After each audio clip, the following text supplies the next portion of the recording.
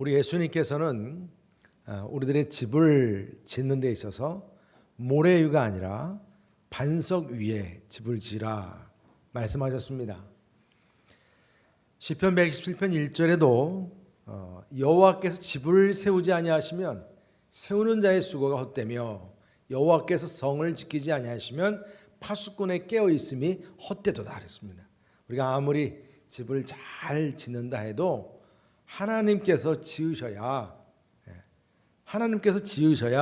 그 집이 그 수고가 헛되지 않다. 또 하나님께서 지켜주셔야 그 파수꾼의 수고가 헛되지 않다. 아무리 우리가 그 집안에 많은 걸 채워놓고 아름답게 인테리어도 하고 그렇게 꾸몄을지라도 하나님이 함께 하시지 않으시면, 하나님이 또 세우지 않으시면 그냥 텅 빈 집이라, 그 말씀입니다. 여러분들이 세우는, 우리가 그동안 함께 했던 신앙의 집도 마찬가지로 하나님께서 세우시는 집이 되기를 주님의 이름으로 축복합니다. 우리가 지금까지 이제 믿음의 7층 집을 위해서 쭉 나왔어요. 여러분들 바로 믿음의 1층 위에 뭐라 그랬죠? 덕을 쌓고, 또 덕을 쌓고 그 위에는 지식을 더하고, 지식의 절제를, 또 절제의 인내에 경건에 형제 우애와 사랑, 형제 우애와 사랑을 같이 이렇게 묶었어요. 그래서 이렇게 7층 그림이 예쁘죠? 로비에 그림을 이렇게 다 이렇게 만들어 놨길래 제가 오늘 꼭 좀 같이 보자고 그랬어요. 저거를 좀 이렇게 책갈피로 만들어 가지고 성경 구절과 함께 같이 나누고 그러면 참 좋겠다는 생각을 갖게 됐습니다. 하나님께서 세우시는 신앙의 집, 우리가 7층 집에서 이제 5층까지 우리가 세웠고요. 이제 6층과 7층, 우리가 무엇이라고 그랬죠? 경건과 형제 우애와 사랑의 층입니다. 먼저 인내의 경건의 6층 집을 더하라 이렇게 말씀하셨습니다. 이 경건이라고 하는 말은 이 공경하는 마음으로 삼가 조심한다 그래요. 이 공경이라고 하는 말이, 부모님을 공경한다 하는 것은 물심양면으로 섬긴다는 의미가 있어요. 그래서 이 공경이라고 하는 이 유세베우스라고 하는 뜻은요, 이 조언이라고 하는 말, 우리가 유앙겔리온 할 때 유자, 그게 좋다라고 하는 의미거든요. 좋다. 그 다음에 세베야, 요 말이 바로 드린다, 존경한다, 예배한다, 그런 의미가 담겨져 있습니다. 세보마에. 그래서 이 유세베이 그러면 경건, 하나님께 아주 최고로 기뻐하시는 좋은 것을 드린다. 이것이 경건이에요. 경건. 사실 우리들의 마음에 이런 경건함이 항상 채워져 있어야 되는데, 이 바닷물 같아서 우리들의 마음은 민물과 썰물처럼 왔다 갔다 해요. 이 두 마음이라는 얘기죠. 두 마음. 그래서 우리 마음의 경향성이라 그래요. 이 마음의 경향성이 밀물 썰물처럼 하나님의 그 경건의 경향과 또 이 육체로 만들어졌기 때문에 또 육체의 경향이 이렇게 왔다 갔다 한다는 얘기죠. 하나님께서 이 두 가지 경향성을 같이 창조하셨기 때문에 그래요. 그래서 창세기 2장 7절 말씀에 이렇게 말씀하십니다. 여호와 하나님이 땅의 흙으로 사람을 지으시고 생기를 그 코에 불어 넣으시니 사람이 생명이 되니라 그랬습니다. 이 말씀에서 지금 하나님께서 흙으로 만들어진 인간이라서, 흙으로 만들어진 인간의 코에 뭐를 벗어요? 생기를 벗어요. 이게 영입니다.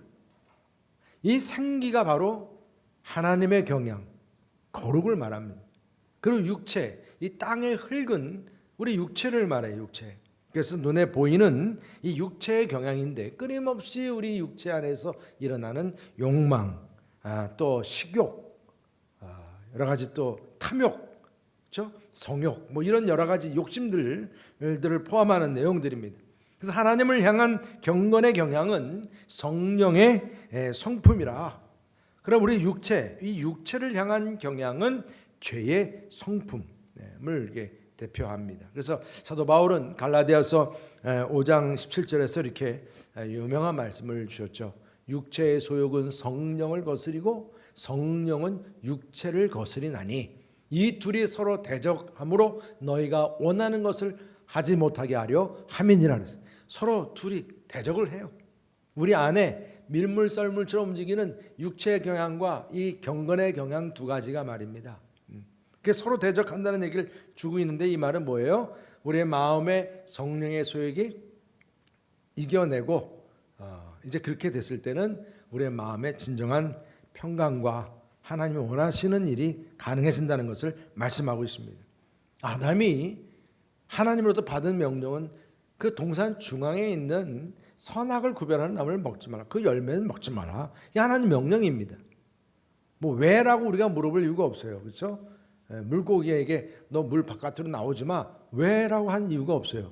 물고기는 물에 살게 만드는 거예요. 하나님께서도 우리 인간에게는 그런 분명한 금지 부분이 있는 거예요.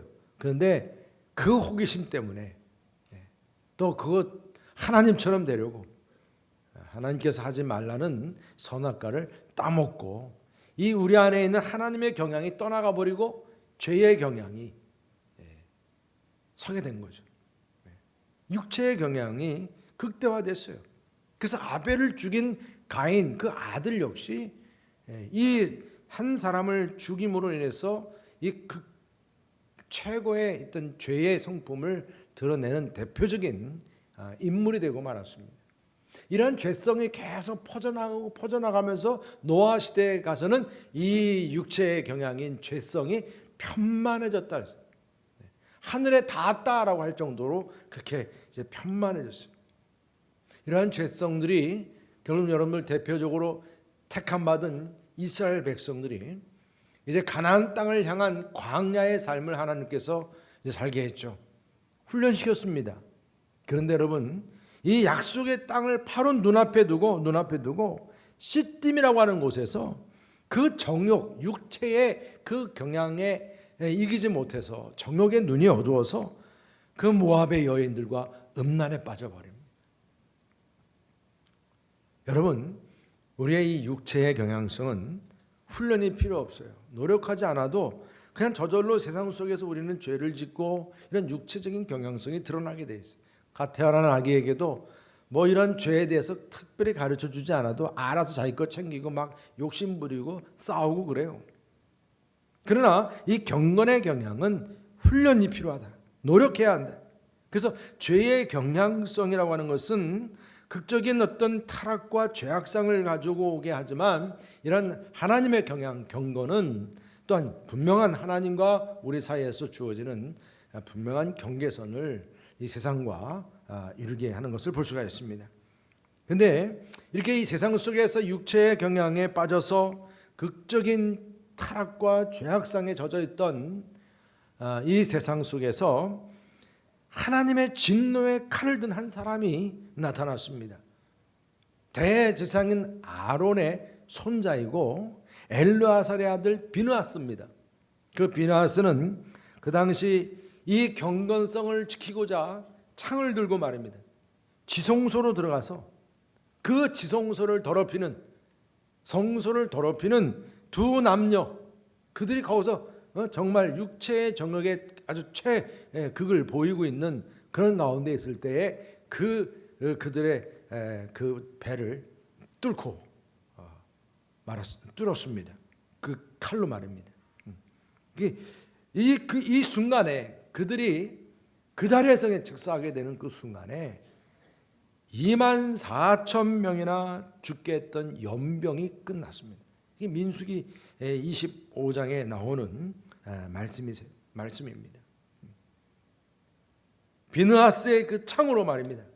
얼마나 그 당시 타락했는지 성소와 지성소에서 남녀가 그런 부정적인 짓을 하고 말입니다. 그런 것에 대해서 이렇게 비느하스는 경건과 세속의 구별이 없던 이 혼란한 땅에 이 세속의 경향이 가득한 땅에 그 세속의 어떤 영향력이 넘볼 수 없는 하나님의 경건의 뚝을 세운 것입니다. 하나님께서는 모세에게 바로 이 제사장 비느하스를 두고 앞으로 하나님의 경향, 그 경건의 뚝을 세우는 대제사장이고 지도자로 세울 것을 말씀하셨습니다. 사도 바울은 그래서 이 경건의 뚝을 세우기 위한 경건의 훈련, 이 훈련을 이렇게 말씀합니다. 디모데전서 4장 7절 8절 다 함께 읽어보겠습니다. 시작. 망령되고 허탄한 신화를 버리고 경건에 이르도록 내 자신을 연단하라. 육체의 연단은 약간의 유익이 있으나 경건은 범사에 유익하니 금생과 내생에 약속이 있느니라. 아멘. 우리가 이 땅에 살아가면서 이 경건의 경향성을 강화시키고 훈련시켜야 한다는, 이것이 절실하다는 말씀입니다. 이 말씀을 준 거예요. 육체의 연습은 약간의 유익이 있다. 그래서 우리는 우리의 건강을 위해서 운동을 해야 되는 것도 당연하죠. 열심히 여러분들이 운동을 합니다만은 너무 지나치게 운동을 하지 말라는 의미도 있어요. 마치 그냥 세상에서 일을 위해 태어난 것처럼 운동에 그냥 목숨 걸듯이 이렇게 운동하는 그런 부분들 아무리 그렇게 할지라도 오늘 성경은 뭐라고 말씀하세요? 그냥 약간의 유익이 있을 뿐이라는 거예요. 다시 말하면 약간의 유익을 위해서는 운동도 하고 건강관리도 좋다 이겁니다. 그렇지만 더 궁극적으로는 뭘 말씀합니까? 범사에 유익한 것이 있다는 거예요. 바로 경건의 뚝을 세우기 위한 경건의 훈련이라는 것입니다. 우리들은 이 경건의 뚝을 세우신 예수 그리스도의 종으로서 말입니다. 이 경건의 경향성을 갖는 바로 이 신앙의 집을 세우는데 우리가 최선을 다할 수 있기를 주님의 이름으로 축복합니다. 그 야고보 사도는 우리 그리스도인으로서 경건한 이 훈련을 이루고 경건의 뚝을 세우는 데 있어서 그럼 구체적으로 그 경건이라는 것이 뭐냐? 그 첫 번째가 혀의 경건을 말씀합니다. 야고보서 1장 26절을 다 함께 읽어보겠습니다. 시작. 누구든지 스스로 경건하다 생각하며 자기 혀를 재갈 물리지 아니하고 자기 마음을 속이면 이 사람의 경건은 헛것이라. 보세요. 경건이 헛돼 버린다는 말씀을 주고 있는 거예요. 말 한 번 잘못하면 말 실수가 우리의 경건을 무너뜨립니다. 아무리 여러분들 우리가 경건의 모양을 가지고 성령책 들고 우리가 교회도 오고 거룩한 모습을 한다고 하지만 말 한마디 잘못하는 것으로 우리의 경건이 무너지는 거예요. 여러분 잘 아시는 민수기 14장 28절 뭐라고 말씀합니까? 너의 말이 내 귀에 들린 대로 내가 너희에게 행하리라 그랬어요. 하나님께서 우리의 말을 다 들으시는데 실질적으로는 여러분 내가 말하면 누가 제일 먼저 들어요? 누가 제일 먼저 들어요? 내 귀가 먼저 들어요. 남을 욕하고 저주하면 내 귀가 먼저 듣는 거예요. 남을 저주하면 나에게 저주하는 거예요. 어떤 일이 있어도 여러분 말을 함부로 뱉지 말라는 말씀이에요. 왜? 말대로 되니까. 경건한 사람은 말 조심합니다. 일상적인 우리들의 언어가 우리의 신앙과 경건을 저울질하게 되어 있습니다. 그래서 경건의 뚝을 세우기 위해서 여러분들 정말 항상 우리 기도 제목이죠. 여러분들의 입술에 재갈을 물릴 수 있기를 주님의 이름으로 축복합니다. 그리고 두 번째로 경건이 뭐냐? 고아와 과부를 환난 중에서 돌보는 그런 경건을 말씀합니다. 27절에 말씀합니다. 하나님 아버지 앞에서 정결하고 더러움이 없는 경건은, 그래서 경건은 곧 고아와 과부를 그 환난 중에 돌보고 또 자기를 지켜 세속에 물들지 아니하는 그것이라. 참된 경건이 무엇이냐? 말만이 아니라 고아와 과부를 진정으로 돌봐주고 나누면서 관심을 가져야 한다. 이게 정결한 경건이라고 말씀하세요. 여러분 잘못하면 어떻게 해요? 말은 잘해요. 말은 경건해요. 그런데 삶에 있어서는 이런 경건을 이루지 못하면 위선일 수 있다는 얘기죠. 경건한 자라면 고아와 과부만 아니라 왜 이들이 이렇게 가난해졌겠나? 왜 고아가 됐겠나? 왜 과부가 됐겠나? 여러분 생각해 보면 우리 그리스도인으로서 살아갈 때 초대교회 당시엔 얼마나 심각한 핍박이 있었는지 모릅니다. 그런 핍박으로 인해서 부득이하게 어쩔 수 없이 이런 가난과 이런 고난을 겪을 수밖에 없었던 그 당시 상황에서 그들을 도와주는 일이 경건이라. 그래서 이처럼 우리가 그리스도를 믿는 이유 때문에 핍박당하고 환난을 당하는 그들 형제들을 도와주는 경건까지 오늘 말씀하고 있습니다. 그러면서 자기를 지켜 세속에 물들지 아니하게 하는 경건을 말씀합니다. 그러니까 자기를 잘 컨트롤해서 세상과 구별되는 경건의 뚝을 잘 지켜야 한다는 얘기죠. 우리가 경건을 위해서 말도 경건하게 잘하고 또 이웃도 도와주고 다 이런 부분에서는 부족함이 없어요. 그런데 막상 자기 개인을 돌아보고 자기를 지키는 부분에 있어서는 경건치 않은 거예요. 그렇게 되면 우리가 드리는 예배든 우리가 누구를 도와주든 어떤 말을 하든 그 모든 것들이 여러분 가증하다 이런 표현을 우리가 쓸 수가 있겠죠. 네. 여러분 생각해 보세요. 나는 하나도 제대로 하지 않으면서 나를 지키고 내 삶의 경건의 뚝을 제대로 지키지 못하면서 우리가 뭘 얼마큼 더 경건하게 할 수 있느냐는 그런 말씀이죠. 그래서 사도 바울 말씀처럼 나를 쳐서 복종시킨다는 거죠. 이 세속에 물들지 않게 나 자신의 인격과 마음과 생각 모든 생활을 지키는 삶이 중요한 줄 믿습니다.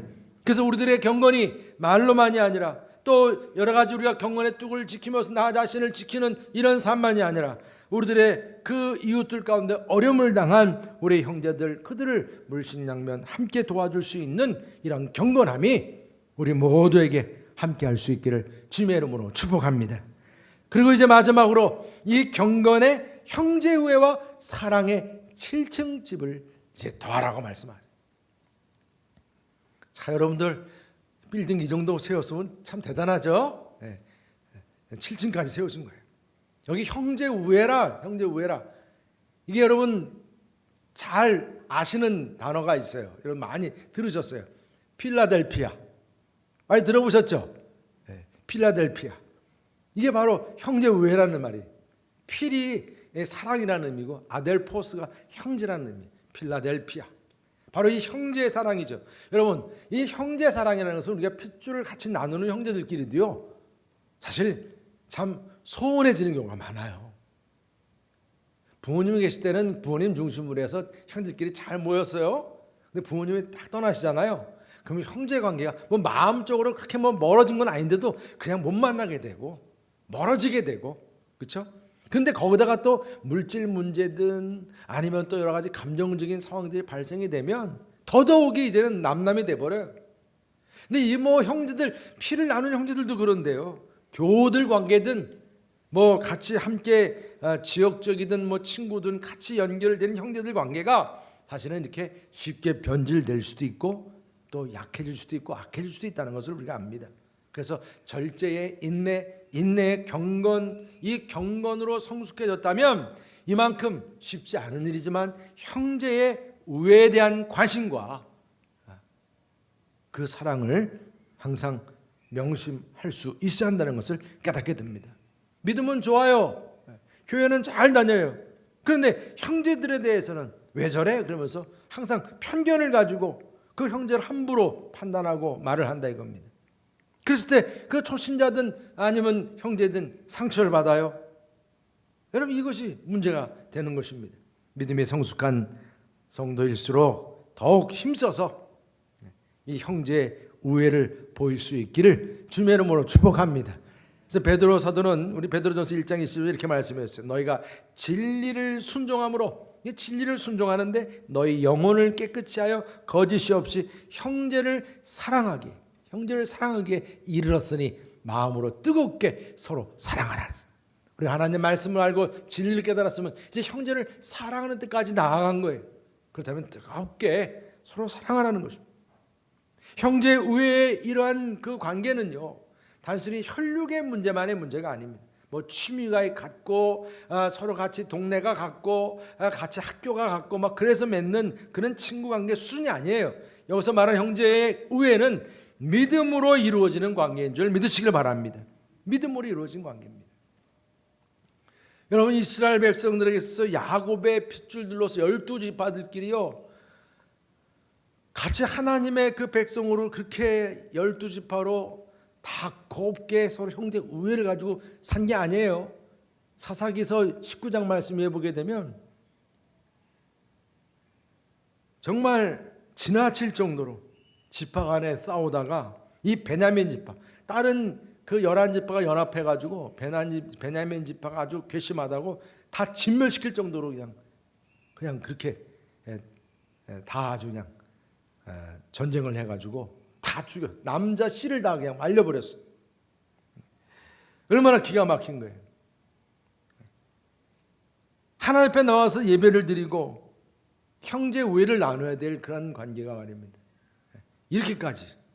나중에 그래서 사사기 마지막 장에 보게 되면 이들이 후회하게 되잖아요. 하나님께서는 이 자손들을 복 주시고 생육하고 번성을 하고 그랬는데 아니 이렇게 다 진멸시켜버리면 어떻게 해요? 어떻게 해?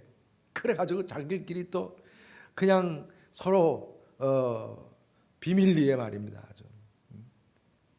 공식적으로는 안 되니까 비공식적으로 축제를 열어가지고 서로 같이 교제하게끔 만들어서 다시 그 종족을 번성하게끔 만들게끔 그렇게 이제 베냐민 지파를 살립니다. 그래도 서로 싸우는 게 끝이지 않아요. 그러다가 여러분 다윗 왕 때에 이런 모든 이제 부족이 다 통일을 이루고 통일 국가가 이루어지죠. 다윗 그때에. 그러면서 모두가 함께 하나님 앞에 나와서 예배를 드리고 형제 우애가 회복이 되었어요.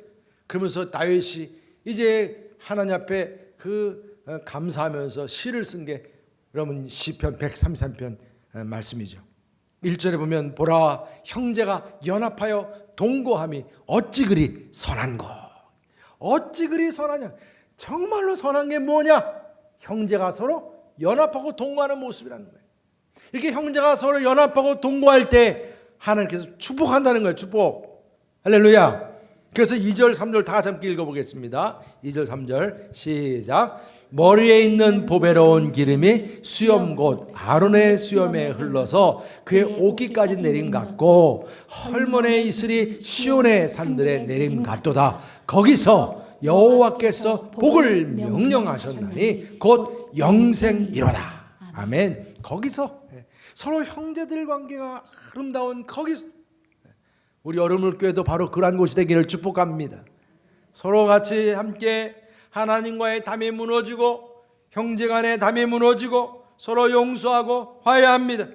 하나된 형제들에게 은혜로운 성령의 기름이 머리에서부터 수염에서부터 옷깃까지 흥건하게 흘러내리는 거예요.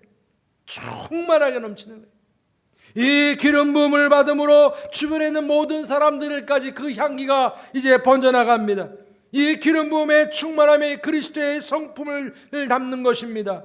이 기름 부음이 주변의 자연 질서까지 취하게 만들어서 여러분 형제가 연합해서 서로 사랑하고 교제 나누는 거기서 성령의 기름 부으심과 은혜가 넘치는 거기서 헐몬산에 헐몬산 그 산 그 높이 거기를 넘지 못하던 그 습기가 이슬이 돼가지고 척박한 땅에 비로 내리는 거예요.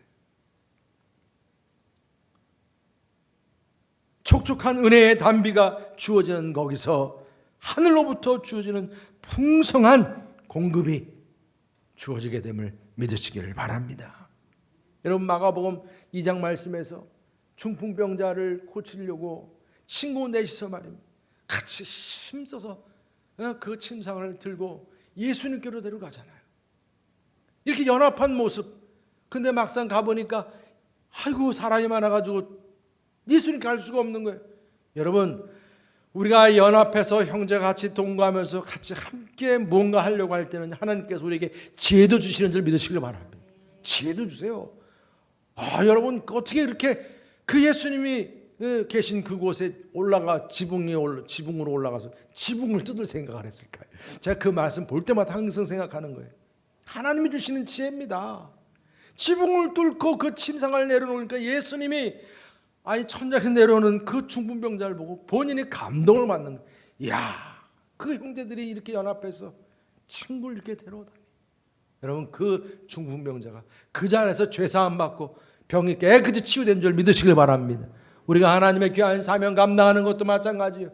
여러분, 우리가 비전센터를 세우는 일도 마찬가지예요. 우리의 모든 일들이 형제가 연합하여 동거함이 어찌 아름다운지, 그렇게 우리가 함께할 때 하나님은 우리에게 이 모든 일들 뚫고 나갈 수 있는 지혜도 주시고 응답도 주심을 믿으시길 바랍니다. 가장 아름다운 형제 우애는 용서입니다. 여러분 가운데 실수하지 않는 분이 있으면 손 들어보세요. 다 못 들잖아요. 저도 마찬가지예요. 실수도 많이 하고 잊어버리기도 잘하고, 아침에 얘기 들었는데 까마득히 잊어버리고, 잘못을 범하지 않은 사람이 어디 있겠어요. 그러니까 우리는 이 행복이라고 하는 우리 이 단어가 이렇게 서로 같이 용서하는 가운데서 주어짐을 믿으시길 바랍니다. 그래서 요셉은 정말 형들이 어떻게 그 동생을 그렇게 어떻게 애굽의 상인에게 팔아넘길 수 있겠어요. 그래서 그 어린 나이부터 노예 생활을 하게 되고, 청년 시절에는 또 옥살이를 억울하게 누명으로 들어가게 되고, 그의 청소년기, 청년기, 황금기가 정말로 비참했어요. 너무 고생했어요. 어떻게 보면 형님들에 대한 한 맺힌 인생을 살았는지도 모릅니다. 그런데 형들이 자기 앞에 온 거예요. 총리 대신이 되었던, 사람을 죽이고 살릴 수 있는 권을 가질 수 있었던 요셉 앞에 나타난 거예요. 마음 같아서는 그 형들, 내 평생 이렇게 억울하게 만들었던 형들인데 그냥 단칼에다 죽이고 싶겠죠. 그렇지만 요셉은 조건 없이 용서했습니다. 선하신 하나님의 사랑과 선을, 합력하여 선을 이루신 그 하나님에 대한 믿음 안에서 형제 우애를 보이고 용서했습니다. 여러분, 지금 우리는 코로나로 다 힘들어하는 그러한 시기입니다. 그렇지만 오늘 우리가 세우는 7층의 이 형제의 우애, 이것을 세워가면서 바로 그 형제의 우애가 있는 거기서 기쁘고 즐거운 집에서 영원히 찬미로 주님과 기쁘고 즐겁게 살겠네, 이 찬송처럼 말입니다. 기적 같은 일들, 놀라운 일들이 풍성하고 영생하는 복이 우리 모두에게 함께할 수 있기를 주님의 이름으로 축복합니다. 그리고 이 7층에 바로 희생적인 사랑을 더하라고 말씀합니다. 형제의 우애와 함께 신앙의 7층 집에 들어가야 할 최고의 사랑은 아들까지 희생한 하나님의 사랑입니다. 탕자를 받아들인 아버지의 사랑, 스데반이 자기를 향해서 돌을 던지는 그 사람들 향해서 용서하면서 그 애를 위해서 기도했던 그 스데반, 아가페 사랑입니다. 여러분, 부모님이요, 그냥 아이들을 사랑하는 그 마음, 제가 우리 성도님들 뭐 많이 뵈니까요, 제가 봐도 진짜 아니에요. 저 아들이 너무 문제덩어리인데 그래도 그냥 그 아들 위해서 그냥 도와주는 거예요. 저건 그냥 다 날아가는 건데, 그렇게 생각해도 그게 아닌 거예요. 가만히 생각해 보면 그게 뭐예요? 그냥 자녀를 사모하는 부모의 사랑 아니겠습니까? 이 사랑은 받는 것보다 주는 것을 더 기뻐하는, 아낌없이 주는 사랑이라, 과감하게 상대방을 위해서 희생하는 사랑이라, 예수님께서 범죄한 우리들을 위해서 십자가에 대신 죽으신 사랑입니다. 스스로 자기를 묻고 자발적으로 종이 되는 사랑입니다. 약한 인간이기 때문에 죄를 지을 수밖에 없으나 77번씩 7번일지라도 이건 무한대이죠. 무한대로 용서하며 덮어주는 하나님의 사랑입니다. 바로 이 사랑인데, 오늘 특별히 하나님의 이 아가페 사랑은 우리끼리 하는 형제 사랑을 넘어서 이웃 사랑까지 가라고 말씀하세요. 우리들끼리 형제란 이유 때문에 사랑하는 것보다 하나님 사랑으로 우리가 이제 그 사랑을 우리가 체험했다면 이제 이웃들에 대해서 우리가 사랑을 해야 된다는 얘기죠. 이것이 이 신앙의 7층 집의 마지막 절정이라는, 극치라는 것입니다. 이 사랑, 바로 이 사랑은 하나님께서 예수님을 통해서 보여주신 이웃사랑이고 일방적인 사랑입니다. 일방적인 사랑. 여러분, 이게 쌍방간이었으면요, 우리는 지금 이 자리에 없어요. 하나님께서는 아브라함과 언약의 파트너가 될 때도요, 일방적인 언약을 맺으셨지, 쌍방간 언약을 맺었으면 아브라함도 바로 죄졌는데요.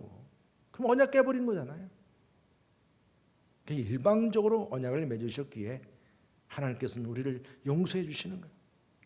죄인임에도 불구하고, 악을 행했음에도 불구하고, 불순종했고, 심지어는 욕하고 불평하고 불만하고, 심지어는 핍박했음에도 불구하고 할 수 있는 사랑이에요.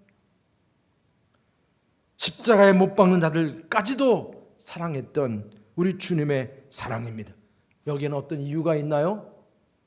조건이 있나요?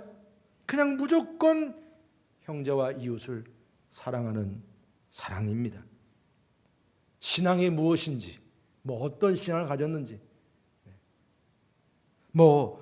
구원을 받았는지 안 받았는지, 내가 사랑하는 사람은 구원 받은 사람만 사랑할 거예요? 잘생긴 사람만 사랑할 겁니까? 어느 정도 배운 사람만이겠습니까? 어느 좋은 지역에 사는 사람만이겠습니까? 어느 무슨 가문만 여러분들 사랑하겠습니까? 오늘 우리는 이 사랑은 원수까지도 사랑하신 사랑이라는 것을 깨닫습니다. 하나님께서 예수 그리스도를 통해서 보여주신 사랑은 세상을 이처럼 사랑하사, 바로 그 사랑, 십자가의 그 사랑입니다. 여러분, 가족 중에서 아직 이 예수를 믿지 않는 분이 계십니까? 여전히 그들도 여러분들에게는 이웃입니다. 믿지 않는 영혼도 이웃입니다.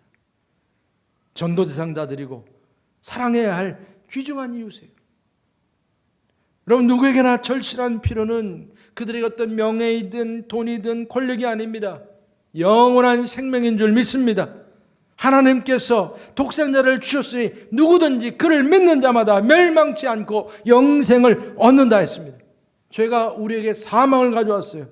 그런데 여러분, 영원한 생명을 얻을 수 있도록 하나님께서는 아들 예수님, 그 예수님을 십자가에 죽게 내버려 두셨다는 거예요. 그러면서 이웃을 진정으로 사랑하는 그 본을 보여주셨습니다. 건강, 재물, 그 어떤 것보다도 귀한 죄사함과 영원한 생명이 우리에게 선물로 주어졌음을 믿으시기를 바랍니다. 할렐루야. 여러분, 우리가 이 7층집 빌딩이 이렇게 지어지는 데 있어서 그 이유가 어디 있겠습니까, 여러분? 많은 사람들이 이제 노후에 가면 빌딩 하나 짓고 내가 이제 편하게 살아야지, 그런 사람이 있을 수 있겠습니다만은, 이게 내 영광이나 아니면 부동산 투자의 차원에서의 그런 빌딩을 제가 여러분들에게 지금 시간 말씀드린 게 아니지 않습니까?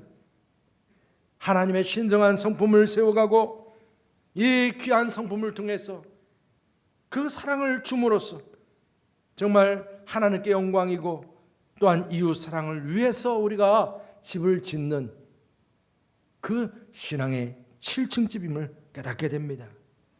우리가 어떻게 보면 쉽지 않은 일이지만 이 사랑을 베풀어 주면서 하나님의 심판 안에 있는 영혼들을 구원하고 영원한 생명을 누리게 하는 그 목표, 이것이 우리가 이 귀한 사랑을 베푸는 그 목적이 아니겠느냐는 것입니다. 그래서 이 땅에 우리가 영원한 생명을 베푸는 생명의 보금자리를 우리가 만들고 하나님의 귀한 그 사랑을 나눌 수 있는 사랑의 보금자리를 만드는 것이 우리들의 목적이 아니겠습니까? 구원받은 자녀가 구원받지 못한 부모님에게 할 수 있는 가장 큰 효도는 돈이나 명예가 아니라 영생과 구원을 얻게 하는 사랑입니다. 이것이 자녀들에게도 마찬가지고 우리 이웃에게도 마찬가지입니다. 그래서 구원받지 못한 영혼들을 위해서 우리 예수님처럼 그들을 불쌍히 여기고 그들을 위해서 기도하는 그 눈물, 저는 여러분, 우리가 정말 이렇게 신앙의 7층 집을 세우는 데 있어서 그 마지막 최고의 이제 사랑의 그 층에서 여러분들이 그 귀한 영혼들을 사랑하고자 하는 예수님과 같은 뜨거운 그 눈물이 함께할 수 있기를 주의 이름으로 축복합니다. 그 새생명 잔치를 우리가 준비하는 가운데서 또 비전 센터를 세우면서 말입니다. 우리가 이런 모든 분에 있어서 먼저 우리의 마음속에 갖춰야 할 이 신앙의 7층 집임을 분명히 깨닫습니다. 그래서 우리는 우리가 앞으로 세우는 비전 센터이든 또 여러분들 우리가 귀한 영혼들을 이제 전도하고 그들을 우리 교회로 초청하든 항상 먼저 나 자신이 믿음의 덕의 지식을, 지식의 절제를, 절제의 인내를, 인내의 경건을, 경건의 형제 우애를, 형제 우애의 사랑을 더하라. 바로 이처럼 귀한 신앙의 7층 집이 바로 세워져서 여러분을 통해서 하나님의 놀라운 역사들이 일어날 수 있기를 주의 이름으로 축복합니다. 지금 코로나 전시 상황이라고 그래요. 여러분, 이게 지금 우리는 전쟁 연습 상황이 아닙니다. 지금 우리가 군대에서 훈련 받을 때는 다 뭐든지 전쟁 연습에 연습, 막 연습 훈련합니다. 그래서 지금은 실제 상황입니다. 네. 여러분, 전쟁 전에는 같이 모여가지고 막 연습하지만 전쟁이 땅 터지는 순간은 그때부터는 다 터지는 거예요. 그래서 군사훈련에서 중요한 훈련 중에 하나가 각계전투. 각자가 살아남는 거예요. 각자가 잘 싸워서 이기는 거예요. 여러분, 우리가 정말 같이 모여서 의논하고 모이는 자체가 힘들어졌잖아요 지금. 그렇지만은 여러분 한 분 한 분이 훈련받은 매뉴얼대로 여러분을 교회가 되시고 어디 가든지 신앙의 7층 집이 되시기를 축복합니다. 그 십자가의 그 사랑을 굳게 붙잡고 이 땅 악한 마귀 권세를 물리치고 영혼을 구원하는데 여러분들이 귀하게 쓰임받을 수 있기를 주의 이름으로 축복합니다. 할렐루야. 오늘 이 시간에 말씀 가운데서 또 우리의 마음을 울린 찬양입니다. 십자가 그 사랑 멀리 떠나서 무너진 나의 삶 속에 잊혀진 주 은혜, 정말 나를 보호해 주시고 나에게 귀한 은혜 능력 주시는 십자가 그 사랑을 우리가 붙잡고 나아갑시다.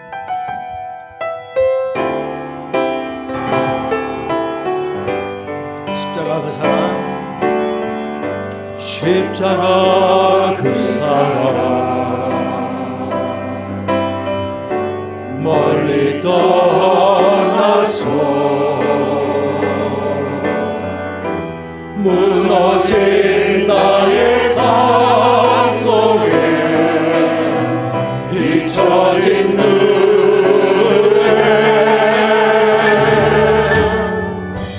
돌 같은 내 마음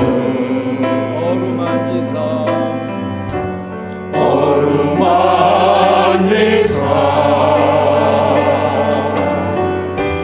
다시 일으켜 세우신 주를 사랑합니다. 나를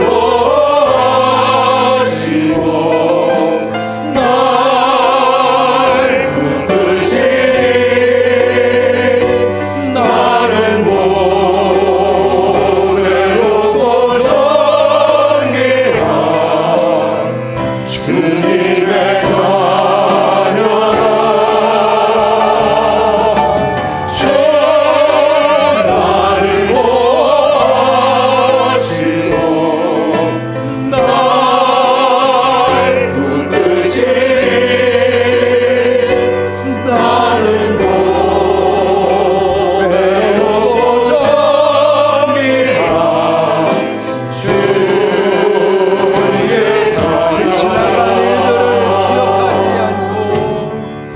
지나간 일들을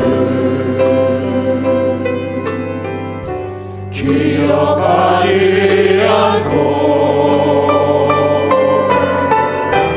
이전에 난 모든 일 생각지 않으리.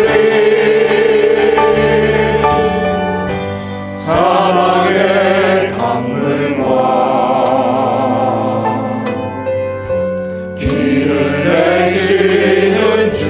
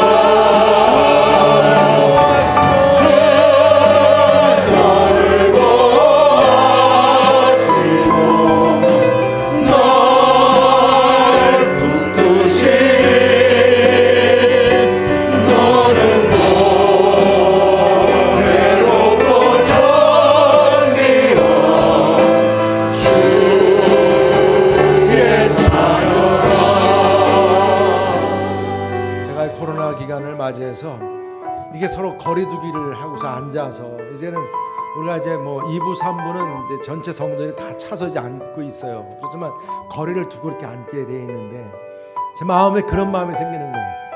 이제 요 빈자리가 다 어떤 자리예요?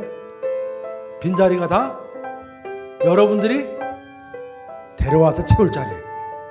아멘을 안 하시네. 할렐루야. 네, 이제 빈자리는 여러분들을 다 이제 채울 자리예요. 우리가 1부, 2부, 3부, 4부 정말 신앙의 7층 집을 세워가는데 우리 모두가 든든히 설 수 있도록 서로 축복하시길 바랍니다. 우리 옆에 분들에게 서로 축복하시죠. 우리 신앙의 7층 집을 잘 집시다. 서로